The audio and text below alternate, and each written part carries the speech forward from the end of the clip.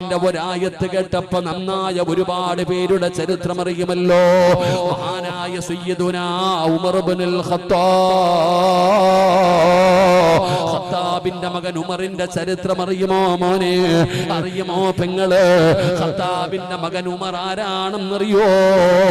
ഉമറിന്റെ സ്വഭാവം എന്തെന്നറിയുമോ? ഒരിക്കൽ ഒരാൾ ഉമർ ഇബ്നുൽ ഖത്താബ് തങ്ങളുടെ അയൽവാസിയോട് വന്നിട്ട് പറഞ്ഞു, ഖത്താബിന്റെ മകൻ ഉമർ മുസ്ലിമായി. അയൽവാസിക്ക് സ്വഭാവം അറിയുമല്ലോ. ഒരാൾ വന്നിട്ട് പറയുന്നു, ഖത്താബിന്റെ മകൻ ഉമർ മുസ്ലിമായി. അയൽവാസിയുടെ മറുപടി എന്തെന്നറിയുമോ? എന്റെ വീടിന്റെ മുറ്റത്ത് കെട്ടിക്കിട്ടിരിക്കുന്ന കഴുത മുസ്ലിമായി എന്ന് പറഞ്ഞാൽ, ഈ കെട്ടിക്കിട്ടിരിക്കുന്ന കഴുത മുസ്ലിമായി എന്ന് പറഞ്ഞാ വിശ്വസിക്കാൻ ഞാൻ തയ്യാറാണ്. എന്നാലും ഖത്താബിന്റെ മകൻ ഉമർ മുസ്ലിമാകില്ല. പടച്ചവനെ, ഉമറിന്റെ ജീവിതം എന്തായിരുന്നെന്ന് ചിന്തിച്ചു നോക്കൂ.